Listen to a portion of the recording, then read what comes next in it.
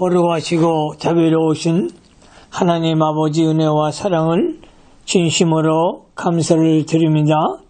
우리 유나이티드 바이블 테올로지컬 칼리지 앤 세미나리에 말씀의 영을 주셔서 우리 사명자들이 주의 말씀을 깨닫고 하나님의 말씀을 강론하기에 부족함이 없는 종들로 축복해 주시옵소서. 예수님 그러하심으로 감사하며 기도하옵나이다. 아멘. 오늘은 요한계시록 4장을 공부하겠습니다. 계시록 4장의 주제는 천상예배, 요한계시록 4장의 주제는 천상예배입니다. 하나님 나라의 예배를 말하는 것입니다. 대지를 나누겠습니다. 첫째 대지, 상제 보좌 1절로 3절, 상제 보좌 1절로 3절. 두 번째 대지 24 보좌 4절, 24 보좌 4절. 두 번째 대지입니다. 24 보좌 4절 되겠습니다. 세 번째 대지 심판 보좌 5절이 되겠습니다. 심판 보좌. 네 번째 대지 유리바다와 내 생물 6절로 7절. 다섯 번째 대지 찬송 8절로 11절, 찬송 8절로 11절이 되겠습니다. 본문을 강해하겠습니다. 첫째 대지 상제 보좌 1절로 3절, 요한계시록 4장 1절. 성경 말씀을 잘 보시기 바랍니다. 2일 후에 내가 보니 하늘에 열린 문이 있는데 내가 들은 바 처음에 내게 말하던 나팔 같은 그 음성이 가로되 이리로 올라오라. 이후에 마땅히 되리를 내가 네게 보이리라 하시더라. 하늘에 열린 문, 신령한 문이 열렸고 하나님의 계시의 문이 열렸다는 뜻입니다. 신령한 세계의 문이 열리면 영적 세계를 환히 다 볼 수 있습니다. 스데반이 보라, 하늘이 열리고 인자가 하나님 우편에 서신 것을 보노라고 하였습니다. 사도행전 7장 56절을 참조하시기 바랍니다. 스데반이나 사도 요한은 순교적 신앙을 가지고 하나님 말씀을 지켰으므로 하나님께서 은혜로 하늘문을 열어주신 것입니다. 내가 들은 바 처음에 내게 말하던 나팔소리 같은 그 음성이 가로되, 하나님의 음성이 나팔소리처럼 크고 분명하게 들렸다는 것입니다. 하나님의 말씀이 권위가 있고 능력이 있어 두려워 떨릴 만큼 큰 소리로 들려진 것입니다. 신령한 문이 열려 신령한 세계가 발견되면 하나님의 말씀의 권위가 있고 능력이 있는 것을 깨닫게 되며 하나님의 말씀이 나팔 소리와 같이 크게 들리고 힘이 있게 들리는 것입니다. 2절로 갑니다. 내가 곧 성령에 감동하였더니 보라, 하늘의 보좌를 베풀었고 그 보좌 위에 앉으신 이가 있는데, 사도 요한이 성령에 감동이 되어 신령한 세계를 바라볼 때에 하나님의 보좌가 있었고 그 보좌 위에 하나님이 앉아 계셨습니다. 요한이 본 보좌는 하나님의 보좌요, 앉으신 이는 하나님이십니다. 3절로 갑니다. 3절, 앉으신 이의 모양이 벽옥과 홍보석 같고 또 무지개가 있어 보좌에 둘렀는데 그 모양이 노보석 같더라. 앉으신 이의 모양이 벽옥과 홍보석 같고 하나님의 모양이 벽옥과 홍보석 같다고 하였습니다. 하나님께서는 모양도 없으시고 육신의 눈으로는 볼 수 없는 분이십니다. 여기에서는 요한이 보좌에 앉으신 하나님을 상징적으로 말한 것뿐입니다. 벽옥은 푸른 보석으로서 푸른 것은 생명력을 상징합니다. 홍보석은 영광을 상징하며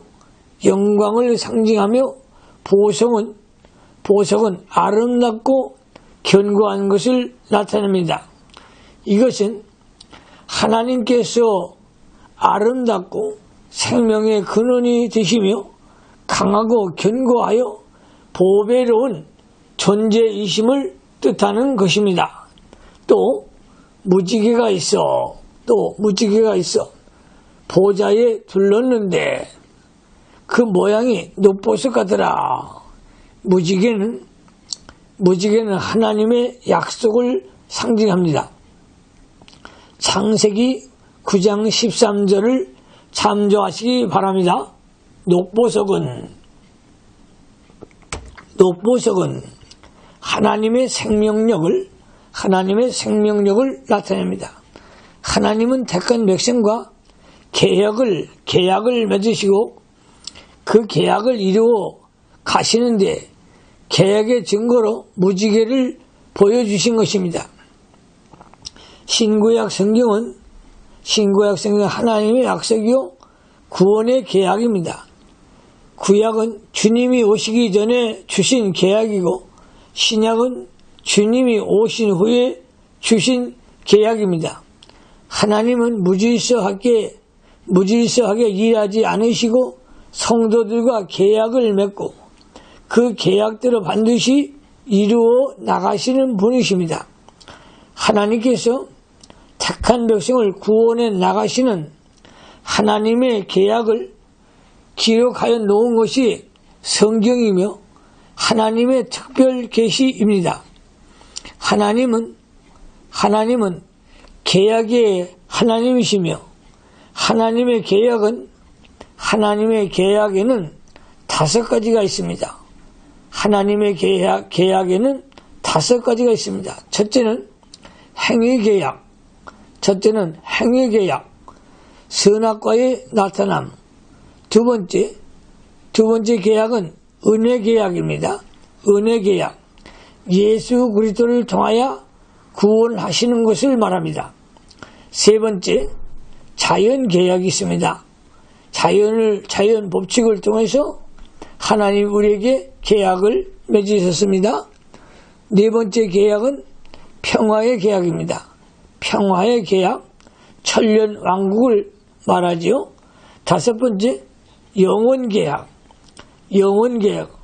영원한 하늘나라에 대한 계약을 우리에게 맺으셨습니다. 행위 계약은 아담의 선악과를 먹음으로 실패하였습니다. 하나님은 계약대로 역사하시고 그 계약대로 이루어 가시는 분이십니다. 특별히 하나님의 은혜 계약은 그 자체가 살아서 생명력이 있고 택한 백성에게 생명을 주시는 하나님의 능력이 있습니다. 두 번째 대지로 갑니다. 두 번째 대지 24보자 4절입니다. 4절 말씀에 또 보좌에 둘려 24보좌들이 있고 그 보좌들 위에 24장로들이 흰옷을 입고 머리에 금면류관을 쓰고 앉았더라. 24장로들은 모든 성도들을 대표하는 것입니다. 이스라엘 백성의 구원받은 성도를 대표한 장로 12이고 이방에서 예수를 믿어 구원받은 성도를 대표한 장로가 12입니다. 그러므로 24장로는 이스라엘과 이방 민족 중에서 예수를 믿고 구원받은 성도의 전체를 대표하는 것입니다. 그러므로 여기에 나타난 24장로들의 모습은 구원받은 성도들이 하나님 앞에서 하나님을 섬기는 면을 보여주는 것입니다. 흰옷을 입고 구원받은 성도가 흰옷을 입은 것을 가리키는데 이것은 첫째, 예수의 피로 성도가 죄 씻음 받았음을 뜻하고 7장 14절 둘째, 성도의 의로운 행위, 즉 세마포를 입은 것을 보여준 것입니다. 19장 8절을 참조하시기 바랍니다. 예수를 믿음으로 주홍 같은 죄가 흰눈같이 깨끗해졌고 하나님의 말씀을 순종하여 인격이 성결함을 이루어 나가는데 이것이 곧 흰옷입니다. 머리에 금면류관, 금은 믿음을 상징하며 면류관은 영광을 상징합니다. 구원받은 성도가 믿음으로 영광을 얻어 하나님 나라에서 빛나게 될 것을 말합니다. 마태복음 19장 28절을 참조하시기 바랍니다. 세 번째 대지로 합니다. 세 번째 대지 심판보좌 5절이 되겠습니다. 5절 말씀에 보좌로부터 번개와 음성과 내성이 나고 보좌 앞에 7 등불 켠 것이 있으니 이는 하나님의 7 영이라. 보좌로부터 번개와 음성과 내성이 나고 하나님께로부터 심판이 나오는 것을 가리킵니다. 세상의 모든 전쟁과 환난과 재난이 하나님께로부터 임하는 것입니다. 또한 이것은 하나님의 위엄과 권위를 나타내기도 합니다. 시내산에 하나님이 임재하실 때에도 우레와 번개와 빽빽한 구름이 산 위에 있었습니다. 출애굽기 19장 16절을 참조하시기 바랍니다. 엄위하신 하나님 앞에 인간은 떨며 부복하지 않을 수가 없는 것입니다. 죄인이 감히 하나님 앞에 얼굴을 들 수가 없고 가까이 할 수도 없는 것입니다. 엄위하신 하나님을 사람들이 두렵고 떨림으로 섬겨야 마땅한 것입니다. 사람들이 하나님을 두려워하지 않는 것은 하나님을 멀리 떠난 증거요. 마음이 완악해져서 하나님을 무시한 까닭입니다. 하나님은 가까이 할수록 두렵고 엄위하신 분인 것을 깨달아야 합니다. 이렇게 엄위하신 하나님 앞에서 자기를 살펴보면 자기가 너무 추하고 부족하여 아무것도 할 수 없는 것을 발견하게 됩니다. 그러므로 사도 요한이 하나님 앞에서 죽은 자 같이 될 수밖에 없었습니다. 7 등불 켠 것이 있으니 7 등불 켠 것이 있으니 이는 하나님의 7 영이라. 7 영은 하나님의 완전한 성령을 가리킵니다. 7은 하나님의 완전수로서 완전한 성령을 의미합니다. 완전한 성령께서 하나님 보좌 앞에 계셔서 하나님의 보좌를 완전하게 증거하실 수 있도록 하시며 성도들의 마음속에 완전한 감동과 완전한 역사를 이루십니다. 그러나 사람들이 어둠의 세력이 붙잡혀 있으면 성령의 감동을 받지 못합니다. 성도가 욕심에 사로잡히고 마음이 세상으로 기울어지고 자기 중심으로 살아갈 때는 눈이 어두워지는 것입니다. 이러한 것들을 다 벗어버리고 온전히 하나님의 보좌만 바라보고 나아가면 언제나 어디서나 성령의 완전한 감동을 받을 수가 있습니다. 또 죄가 있으면 성령의 감동을 받지 못합니다. 죄를 회개하고 깨끗한 마음이 되어야 성령의 감동을 받을 수가 있습니다. 성령의 감동을 받아야 하나님의 구원 운동에 대하여 많이 하나님의 사역을 감당할 수가 있는 것입니다. 그러므로 날마다 성신이 충만한 종들이 되시기를 주님의 이름으로 축원합니다.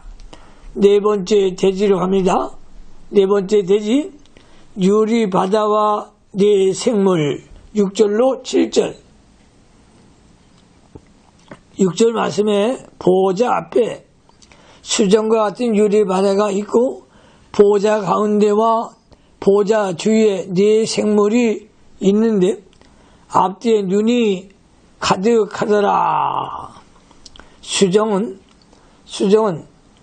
맑고 깨끗하여 투명한 것을 말하고 유리 바다는 동요가 없고 고정된 하나님의 나라를 가리킵니다.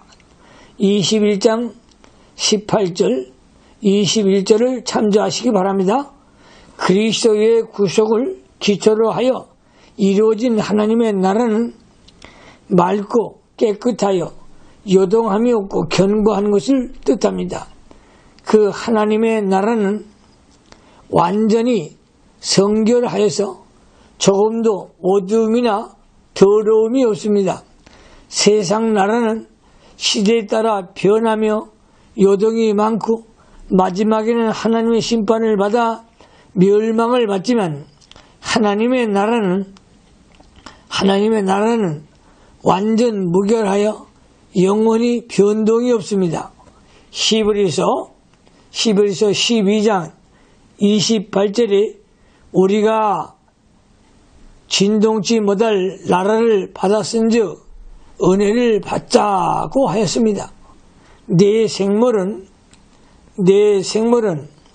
그룹 천사의 일종입니다. 에스겔 10장 14절을 참조하시기 바랍니다. 천사도 여러 가지 종류가 있는데 그룹도 그 중에 하나입니다. 에스겔 1장 10절을 참조하십시오. 그룹은 하나님께서 쓰시기에 합당하도록 창조된 피조물입니다. 그러나 사람은 하나님의 형상, 속성대로 처음 받은 존재이며 성도는 하나님의 아들입니다. 천사는 천사는 하나님의 형상대로 창조된 것이 아니고 그저 심부름꾼으로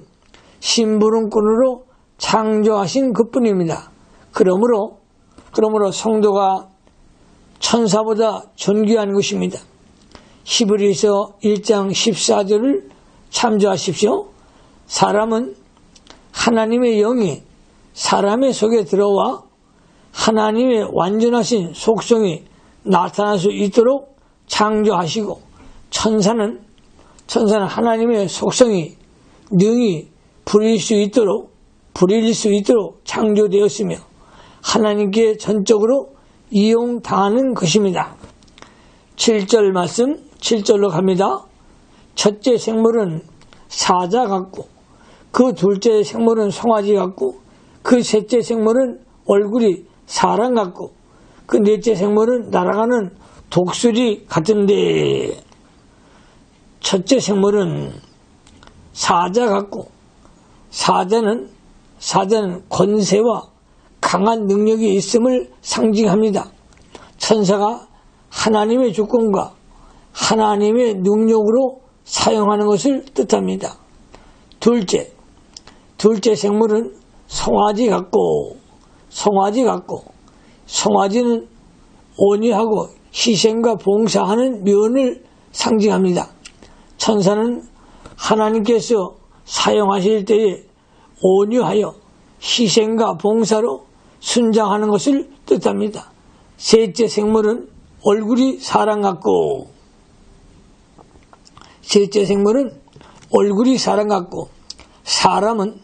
사람은 지혜를 상징합니다. 천사들이 하나님의 지혜에 사용되고 있음을 뜻합니다. 지혜로운 하나님께서 이용하시려고 천사를 지혜롭게 창조하신 것입니다. 지혜로우신 하나님의 심부름을 하기 위해서는 천사에게도 지혜가 있어야 하는 것입니다. 네 번째 생물은 날아가는 독수리와 같은데 독수리는 강건하여 높이 올라가는 신령한 것을 상징하고 또 심판을 상징하기도 합니다. 이사야 40장 31절에 오직 여호와를 앙망하는 자는 새 힘을 얻으리니 독수리의 날개치며 올라감 같을 것이요 라고 했습니다. 천사는 강건하여 신령한 세계에서 하나님께 이용당합니다. 죄를 미워하시고 공의를 나타나신 하나님 심판에도 천사들이 심부름을 하게 됩니다. 성도는 하나님의 형상대로 창조되었으므로 이 네 가지 성격이 천사보다 더욱 풍성하게 부여되어 있습니다. 하나님께서 성도에게 사자와 같은 능력을 입혀주시어 모든 원수, 마귀를 대적하여 나갈 수 있게 하셨습니다. 성도가 신앙생활을 제대로 하면 능력 있는 사람이 됩니다. 우리에게 주어진 은사는 악한 것이 아니고 약한 것이 아니고 강력한 것입니다. 고린도후서 10장 4절을 참조하시기 바랍니다. 성도가 성령의 인도를 받아 영의 사람으로 살면 강력한 능력이 나옵니다. 우리가 영으로 살지 못하면 힘이 없어지고 연약한 가운데 빠지고 맙니다. 성도가 성령의 인도를 받아 하나님의 말씀을 순종하고 하나님이 주시는 강력한 능력을 힘입어 모든 원수마귀 권세를 깨뜨려야 되는 것입니다. 예수님께서는 나는 마음이 온유하고 겸손하니 마태복음 11장 29절에 말씀하셨습니다. 우리 예수님은 친히 죄인들을 위한 희생의 제물이 되기 위하여 이 세상에 오셨습니다. 온유한 마음이 되리면 중생한 영을 따라 살아야 합니다. 모세가 육신대로 나아갈 때는 혈기가 나서 사람을 죽였으나 중생한 영으로 살 때는 지면의 모든 사람보다 온유하게 되었다고 민수기 12장 3절에 기록하고 있습니다. 사도 바울도 중생하기 전에는 완악하여서 예수 믿는 자를 핍박하였으나 중생한 영을 따라 살 때는 겸손하여지고 성도들을 위하여 많은 수고와 희생을 하게 되었습니다. 성도가 영으로 살 때에는 주를 위해서 못마쳐 살고자 하는 마음이 나오고 다른 사람을 위하여 봉사하는 것이 즐거워집니다. 또 하나님께서 사람을 지혜롭게 창조하시기 때문에 중생한 영이 성령을 힘입어서 살 때는 신령한 지혜가 있습니다. 중생한 영으로부터 나오는 신령한 지혜가 있어야 하나님의 뜻을 바르게 분별할 수 있고 하나님의 말씀을 깨달을 수가 있는 것입니다. 중생한 영을 따라 하나님이 주시는 지혜로 살지 못하고 육신을 따라 환경에 얽매이는 인정에 얽매이는 사람이 되면 신령한 지혜는 어두워지는 것입니다. 요한일서 2장 27절 너희는 주께 받은 바 기름 부음이 너희 안에 거하나니 아무도 너희를 가르칠 필요가 없고 오직 그의 기름 부음이 모든 것을 너에게 가르치시며 라고 하였습니다. 기름 부음은 성령께서 우리 중생한 영혼의 역사 합작하는 것을 말합니다. 중생한 영을 쓰면 성령의 역사가 있게 되고 영이 맑아져서 신령한 것을 알 수 있게 됩니다. 영의 인도만 따라가면 모든 것을 밝히 알고 분별하며 하나님의 뜻을 깨달을 수가 있습니다. 성도는 하나님께서 주신 지혜를 쓰는 사람이 되어야 합니다.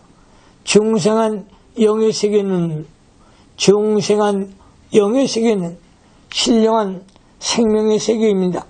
신령한 생명의 세계는 언제나 살아 올라가는 생활을 해야 합니다.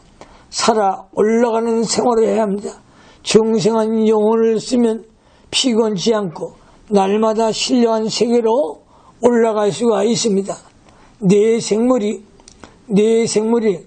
하나님을 섬기는 면을 보고 중생한 영을 가진 성도는 이들보다 하나님을 더욱 잘 섬기도록 힘써야 합니다. 왜냐하면 성도는 하나님의 형상대로 창조되었고 또 성령께서 내재하여 계시기 때문입니다. 다섯 번째 대지로 갑니다. 찬송 8절로 11절 8절 말씀을 보시기 바랍니다. 내 생물이 각각 여성 날개로 있고 그 안과 주의 눈이 가득하더라. 그들이 밤낮 쉬지 않고 이르기를 거룩하다.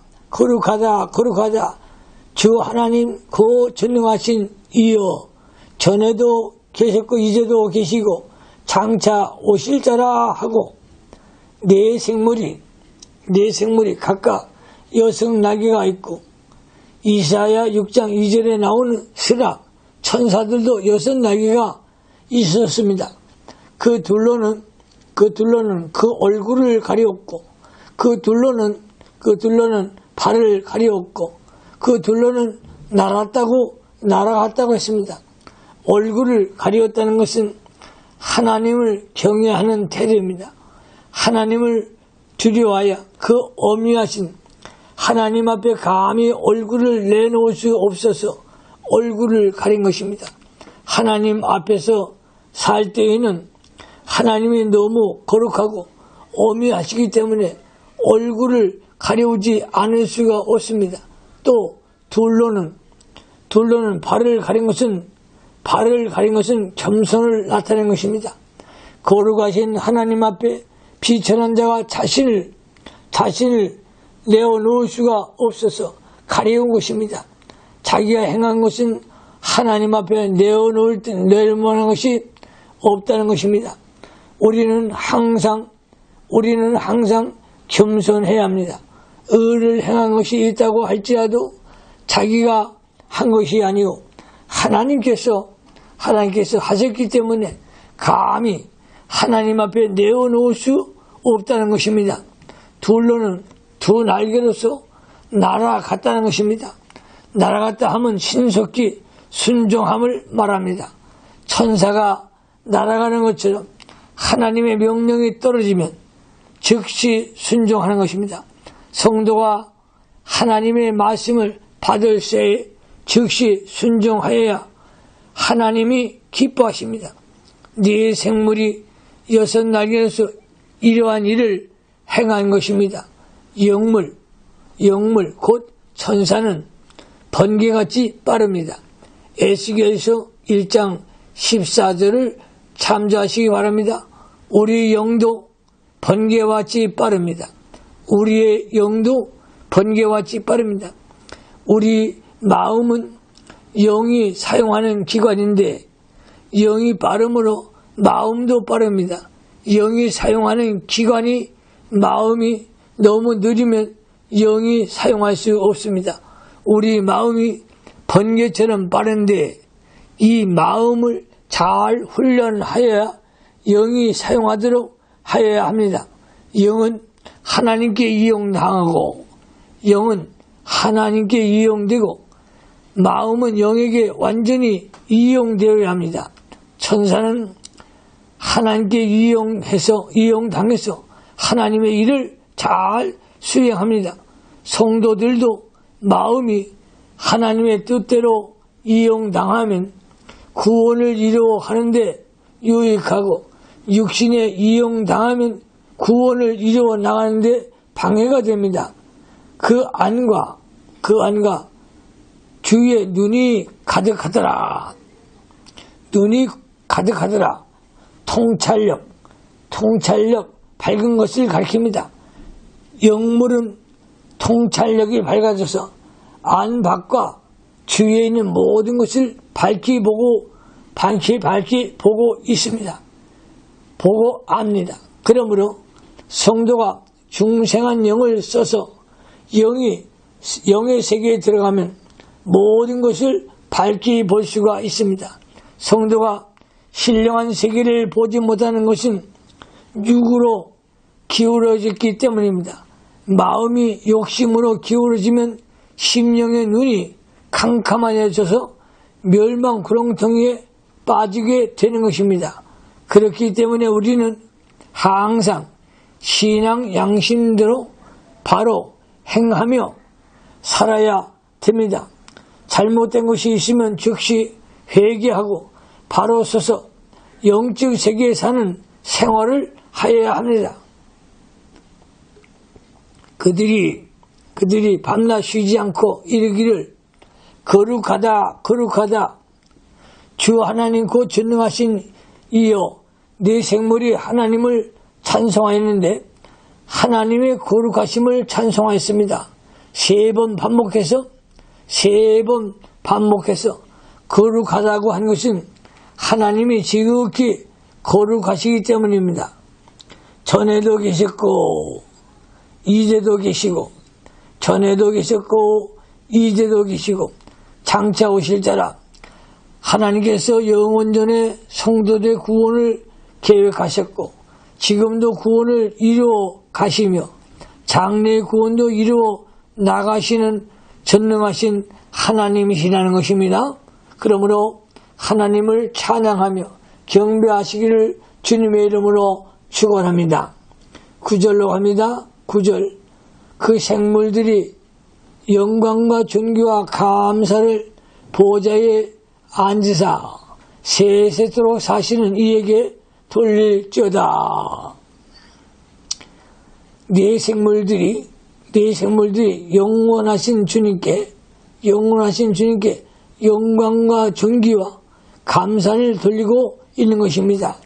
그러므로 우리는 날마다 감사에 찬송할 하나님께 영광 돌리시기를 주님의 이름으로 축원합니다. 10절로 갑니다. 10절 24장로들이 보좌에 앉으신 이 앞에 엎드려 세세토록 사신에게 경배하고 자기의 멸관을 보좌 앞에 던지며 가로되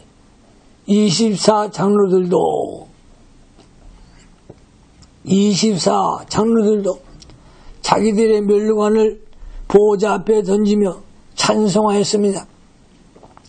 멸관은 영광을 상징하며 하나님의 영광을 주실 때에 자기들의 그 영광, 멸관을 받지 않고 영광을 하나님께 돌린 것을 말합니다. 하나님께서 멸관 상급을 주셨으나 겸손하여 그것을 받지 않고 하나님께 돌리는 마음입니다. 모든 것이 자기 힘으로 한 것이 아니요 하나님께서 하여 주신 것이기 때문에 하나님께 영광을 돌리는 것이 합당합니다. 성도는 영광을 하나님께만 돌려야 마땅한 것입니다. 자기가 행한 것은 죄뿐이고 잘한 것이 조금이 있다 해도 그것은 하나님의 은혜로 된 것인 줄 알아야 합니다. 어떤 경우에나 사람이 영광을 받으면 하나님의 영광을 도둑질하는 죄를 범하게 되는 것입니다. 성도가 먹든지 마시든지 무엇을 하든지 하나님의 영광을 위하여 하라고 고린도전서 10장 31절에 기록했습니다. 하나님께 영광을 돌리지 않는다면 그것은 죄가 되는 것입니다. 그러므로 모든 영광 하나님께 돌리시기를 주님의 이름으로 축원합니다. 마지막 11절이 되겠습니다. 4장 11절 우리 주 하나님이여 영광과 존귀와 능력을 받으시는 것이 합당하오니 주께서 만물을 지으신지라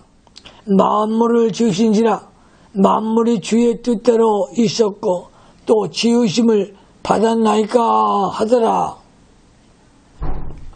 영광과 존귀와 능력이 다 하나님께만 있는 줄 알고 하나님께 찬양을 드려야 합니다.